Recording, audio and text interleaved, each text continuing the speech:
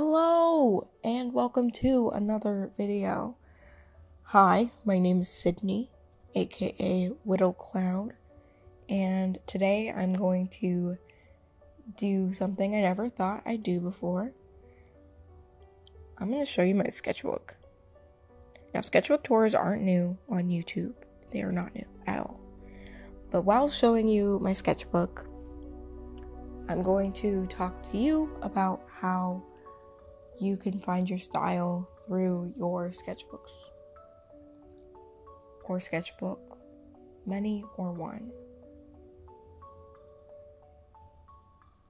And the reason why I said I'm so surprised by the fact that I'm even showing you my sketchbook right now, like you can see it, you can see me flipping through my sketchbook right now, is that it's just something that I never thought I'd show the internet.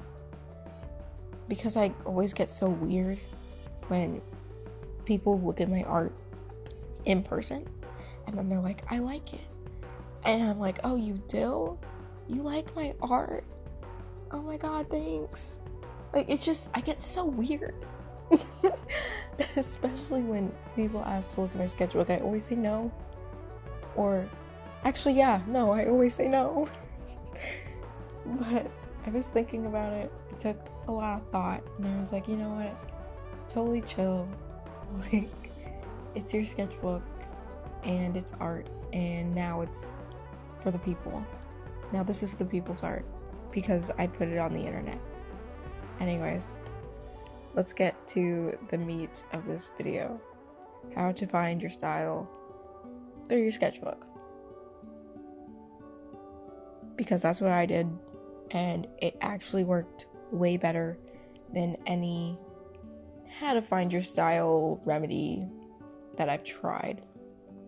Mind you, I also stopped trying to find my style too, so maybe that's step 0 before step 1 is stop trying and just doodle in your sketchbook. Step 1 is to finish a sketchbook. This is the first sketchbook I've finished in like years. I used to chronically lose sketchbooks and then find them in random places like months later. So I'd have to like buy new ones and then finish them halfway or 3/4 of a way and then lose it and buy another one and find the other one, but not finish out the one that had most of it filled out. Yeah, it was an endless cycle until I learned that I learned how to keep up with my things better, and I also told myself maybe I shouldn't bring my sketchbook everywhere I go. That's not the case. I still bring my sketchbook everywhere I go, but I mostly draw on it at home. So it took me 2-ish years to fill out this whole sketchbook. This is a Loic term, 1917, so technically it's not even a sketchbook. Technically it's a bullet journal, but I recommend filling it out. Fill out a sketchbook. Doesn't matter what it looks like, just fill it out all the way to the end. The next step is to look through it. After you filled it out and had a good time doing whatever you wanted, make sure you do whatever you wanted it to.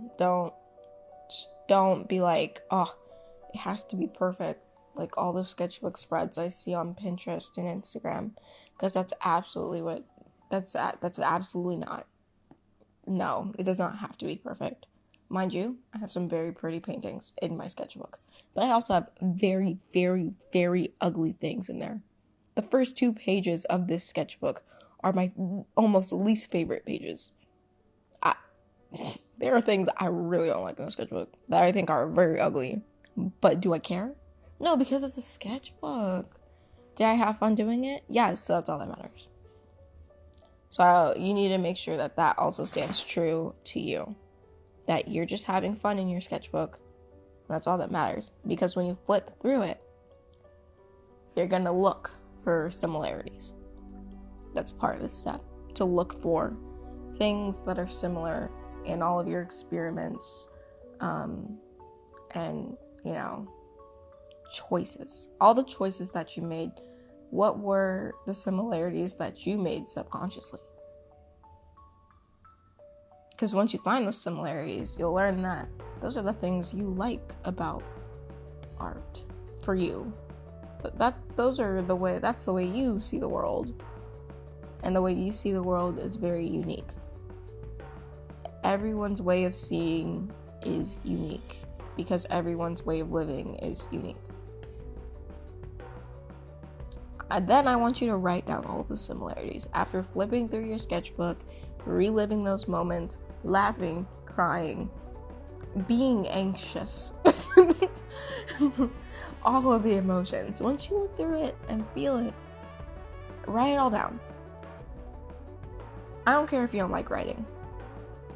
Write it down. Because when you see it on paper, then you'll be like, whoa, wait. Maybe this is the way I want my art to feel like. Maybe I want my art to feel like this list I just wrote down. Because even though every page of my sketchbook is different and I've tried different things and different styles, etc., these things kind of stayed the same. Because that's kind of how that works. Let's be real. I've tried, as you can see, a lot of different ways of drawing people. A lot of different styles. I tried oversimplifying things, like oversimplifying facial features and doing some really expressive, like almost animation and cartoon looking work, because I thought that's what I wanted to do. I thought I wanted to do children's book illustration. I still kind of want to. I'm not gonna lie, I still kind of want to, but it's not what, it wasn't what brought me the most joy. Because like our girl Marie Kondo said, if it doesn't bring you joy, throw it away. In this case, flip the page. Just draw on the other page. Find another canvas. Yeah, but after you write down those similarities, they're just a lot easier to see. After the similarities, I want you to find the differences. I want you to highlight those differences, and that'll be way even easier and faster because you already know the similarities. Besides, like, the obvious differences, of course, like stylistically, like, write down the things you didn't like, the things that you just wouldn't prefer to do again, or wouldn't prefer that thing to continue in your future work. Now you have two very clear lists of what you like and what you don't like about the art and doodles that you've done. Now, write down your top 5 to 10 favorite artists. Look through their portfolios and write down what you like. Your favorite parts about those artists' work. Once you do that for every single one that you chose, mind you, try to keep the list kind of small, because that's going to take a while if that list is large. Like, let's be real. If you choose 20 artists, it's going to take a bit of time. Because I really want you to look through their portfolio, and, if you really enjoy their work, it won't be like a chore. It'll be fun. Then, after you have the list of things you like about your favorite artist's work, I want you to put that list and the list about your own work next to each other. Are there similarities? Well, if there are, highlight them. Highlight them. Color code. If you don't like color coding, underline them. If you don't like underlining, connect them with a line. Connect them with that tape, that red tape that people use in crime cases. On shows, on crime shows. where they're like, this is the suspect, and then red tape. Or is it yarn? Red string. If you're into that, you can do it that way too. Just make sure you establish a connection between your favorite artist's work and then your work and what you like. Because more often than not, you're gonna find that you like the same things about their work that you like about your work. You just make your work you because you're you and your experience is unique. You know? After you have these lists though, condense them, because usually the adjectives are like different, but they mean the same thing. Connect them and find like one word for words that mean the same thing. And you'll probably have a list of like 5 or 6 phrases and or words and or statements. And after you have all those things, make a little mantra for yourself. I would like my art to feel this way because I like using this color and because I like something. Like, make it make sense, because what I just said kind of didn't make any sense. Because that list that you have though is what your art is.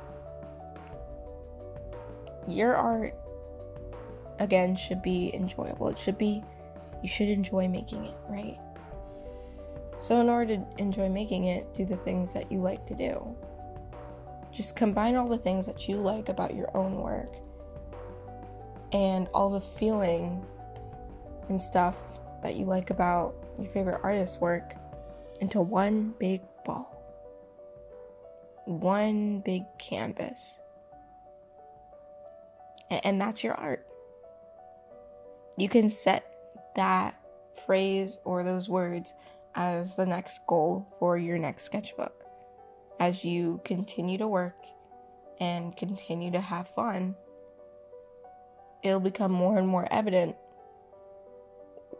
what your voice will become more and more apparent in your work. Because practice makes better. Not perfect. No one's perfect. Like our good old pal, good old girl, Hannah Montana once said. But that's literally it. I did that for myself for this sketchbook, and I have a post-it that I'm going to put in my new sketchbook. It's totally working for me, and it might work for you. All right. Well, thanks for listening. I'll see you later. Goodbye, and good night.